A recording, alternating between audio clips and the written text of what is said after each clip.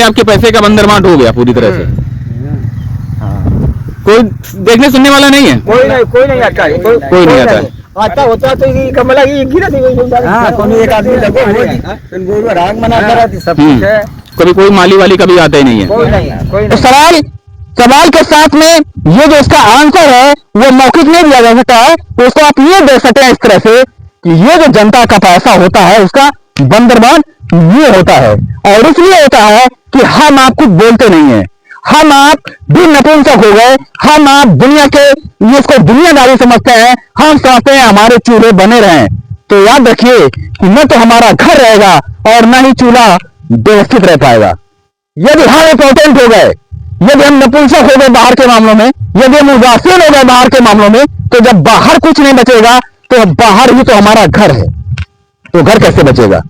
इसलिए आप लोग आवाज उठाइए, ऐसी जो सिंचाई विभाग हो या कोई भी विभाग होता है, फिलहाल हम सिंचाई विभाग की बात कर रहे हैं, यहाँ पे घोर भ्रष्टाचार है। सिंचाई विभाग के इंजीनियर और अधिकारी ये घनघोर भ्रष्टाचार करते हैं। नमस्कार दोस्तों, हम इस समय कानपुर के बाहरी क्षेत्र में हैं और ये जो आप लोग नहर देख रहे हैं ये निचली गंगा नहर बोलते हैं।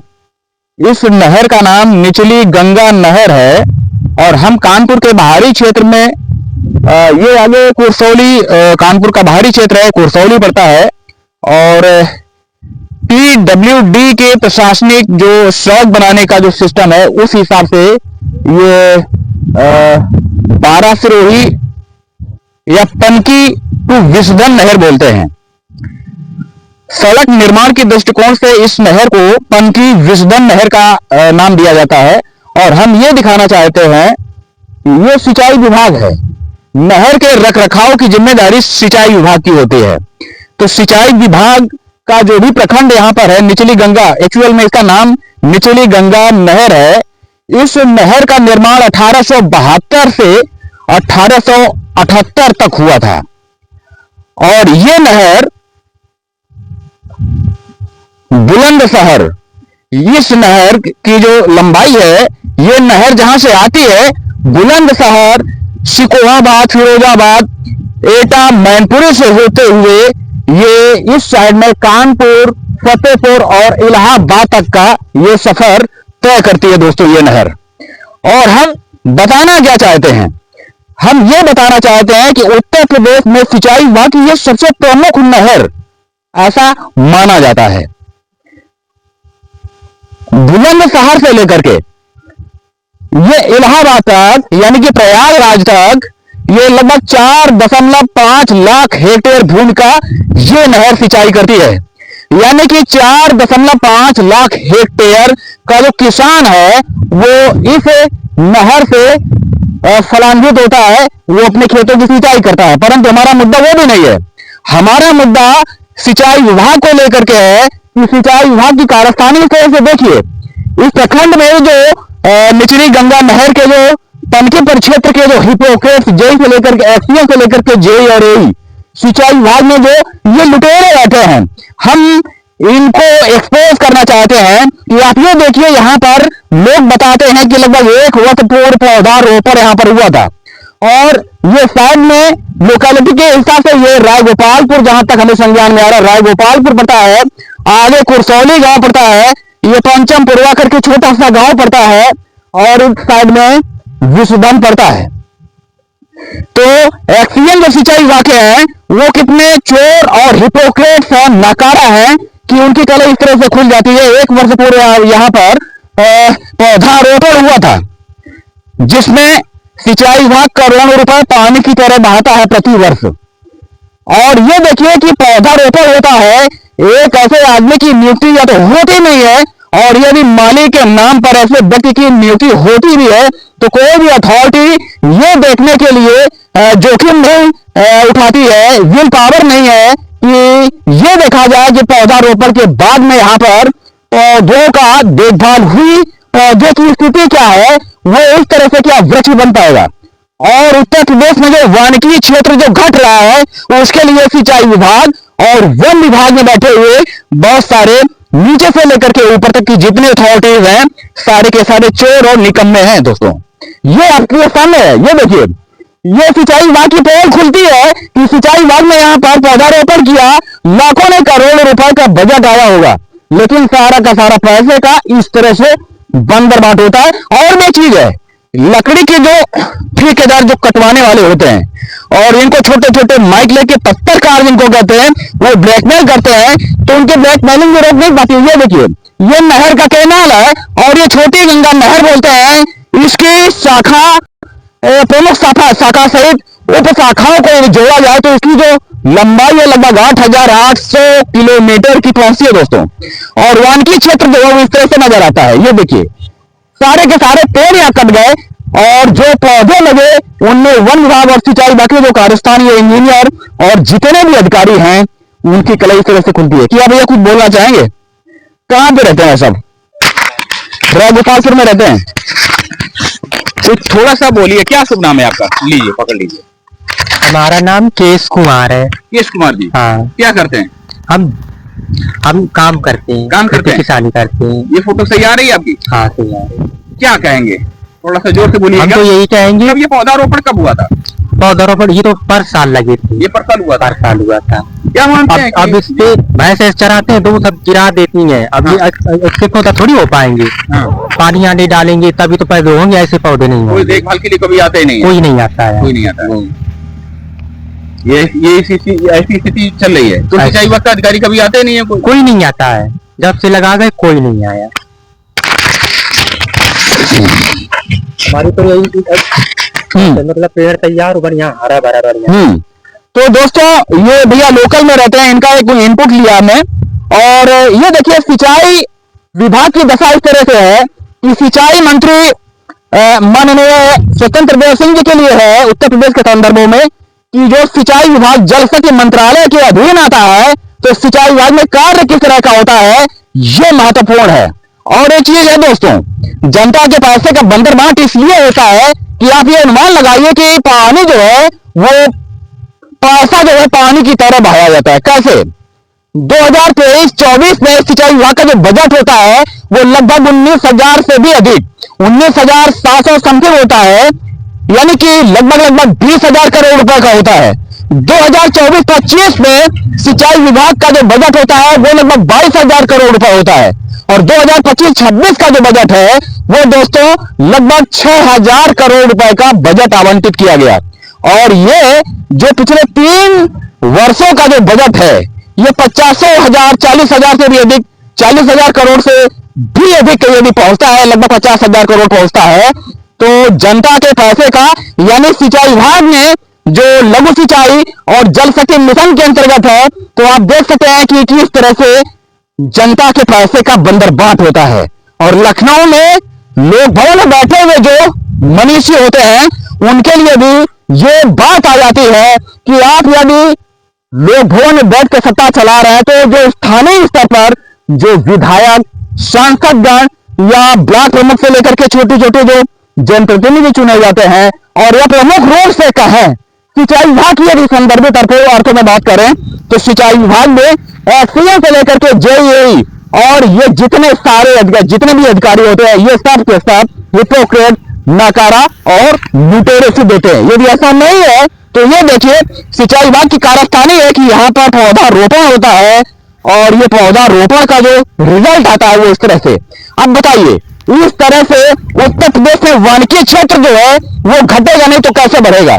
ये देखिए, ये स्थिति इस तरह से आती है कि ये उत्तर प्रदेश का वानिकी क्षेत्र जो घटता है वो ऐसे ही घटता रहेगा। और उसमें यदि सिस्टम और सरकार के उच्च पदासीन पदों पर बैठने वाले, सत्ता की मलाई का भोग करने वाले वो पॉलिटिकल पार्टी कोई भी हो, बारी बारी से आते हैं और अधिसंघ के रूप में ये लुटेरे ही तो होते हैं। आप विचार कीजिए और ऐसी चीजों में अपनी आवाज भी उठाइए, क्योंकि यदि वानिकी घट गया तो ऑक्सीजन और हवा कैसे मिलेगी?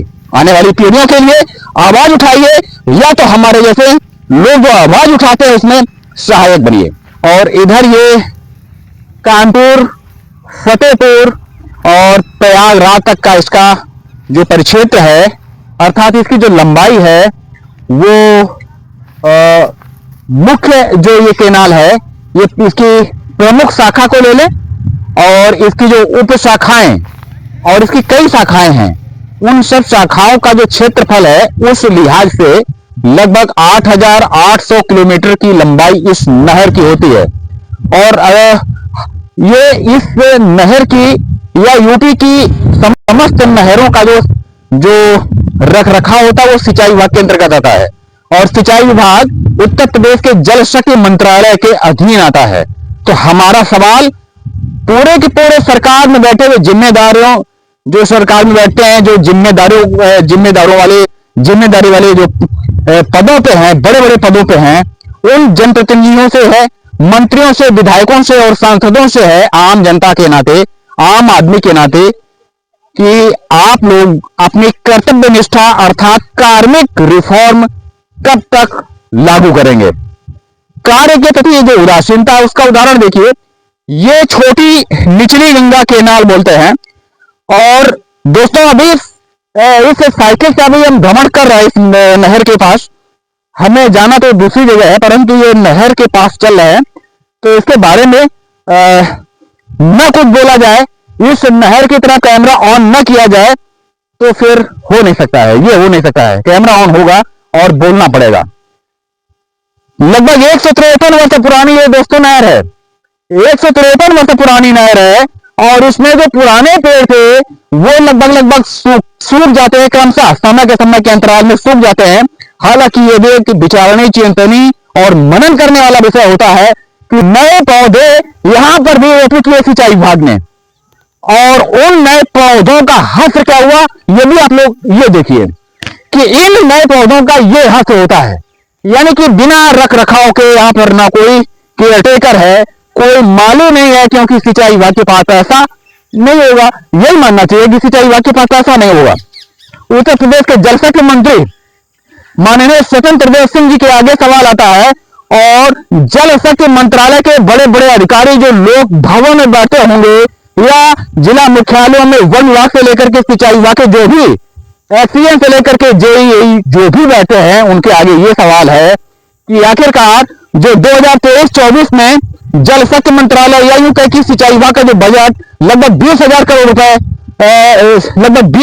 रुपए था, 2024-25 में 22,000 करोड़ रुपए था और 2025-26 में जो 6,000 करोड़ आवंटित किए गए।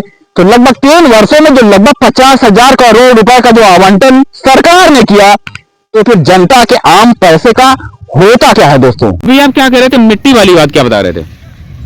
मिट्टी वाली वही पुल की जराई 100-200 मीटर। अच्छा, ये पुल की झराई हुई है जो साफ सफाई होती है, तो पुल के आसपास झराई करा दी थोड़ी सी 100-200 मीटर, 50-50 मीटर। हाँ वो देखा था आते में। अच्छा, ये यहाँ पर भाई साहब ये देखा, क्या नाम क्या है आपका? शुभ क्या शुभ नाम? छोटे भैया रायगोपालपुर में रहते हैं। अच्छा, ये जो पेड़ नहीं बचे, ये कैनाल पटरी देख रहे हैं, उधर की भी है इधर की भी है। ये पेड़ अगर इक्का दुक्का है तो सूखे हैं, इनके भी जल्दी ये काट दिए जाएंगे ऐसा लग रहा है। तो ये जो पेड़ नहीं है, क्या मान के चल रहे हैं अधिकारी? ये सब सिंचाई विभाग की जो मिली भगत चलती रहती है क्या? अब जो कुछ अधिकारी भैया हम कहा जाना दो आए तो आगे लौंडे, अब ये जेड विधायक मदीर साले कुछ लौंडे गिरा देंगे, गमला कुछ है कुछ मेरा बात सूख ही गए हैं। जी जी, आवारा पशु घूम रहे, जब देखभाल हो नहीं रही है तो गिर ही जाएंगे वो। 1 साल पहले ये पौधे लगाए गए थे। मई जून लगे। इधर आ जाइए, नजदीक आ जाइए भैया। क्या शुभ नाम भैया? बाबू। क्या कहेंगे, ये पेड़ भी नहीं है क्या? सिंचाई विभाग जो अधिकारी वगैरह कभी आते ही नहीं इधर, कभी नहीं आते। और ये पौधारोपण इस तरह से हुआ, हमारे आपके पैसे का बंदरबांट हो गया पूरी तरह से। कोई देखने सुनने वाला नहीं है, कोई नहीं आता है, कोई नहीं आता है। आता होता तो ये कमला की गिरा दी कोई एक आदमी लगो राग मना करा थी, सब कुछ है। कभी कोई माली वाली कभी आता ही नहीं है। कोई तो सवाल के साथ में ये जो इसका आंसर है वो मौखिक नहीं दिया जा सकता है। तो उसको आप ये दे सकते हैं इस तरह से कि ये जो जनता का पैसा होता है उसका बंदरबांट ये होता है। और इसलिए होता है कि हम आप कुछ बोलते नहीं है, हम आप भी नपुंसक हो गए, हम आप दुनिया के इसको दुनियादारी समझते हैं, हम समझते हैं हमारे चूल्हे बने रहें। तो याद रखिए कि न तो हमारा घर रहेगा और न ही चूल्हा व्यवस्थित रह पाएगा। यदि हम इम्पोर्टेंट हो गए, यदि हम नपुंसक हो गए बाहर के मामलों में, यदि हम उदासीन हो गए बाहर के मामलों में, तो जब बाहर कुछ नहीं बचेगा तो बाहर ही तो हमारा घर है, तो घर कैसे बचेगा? इसलिए आप लोग आवाज उठाइए ऐसी जो सिंचाई विभाग हो या कोई भी विभाग होता है, फिलहाल हम सिंचाई विभाग की बात कर रहे हैं, यहां पे घोर भ्रष्टाचार है। सिंचाई विभाग के इंजीनियर और अधिकारी ये घनघोर भ्रष्टाचार करते हैं, लकड़ी की नीलामी करते हैं, वृक्षों की नीलामी करते हैं। और सवाल ये आता है, ये भी एक चिंतनीय प्रश्न है कि ये केनाल जितने 12 महीने पानी रहता है दोस्तों, उसके बाजू में यानी कि केनाल में पटरियों में जो वृक्ष होते हैं वो सूख क्यों जाते हैं? कहीं इसके पीछे भी तो कोई गोरखधंधा नहीं है? विचार कीजिए। जय हिंद।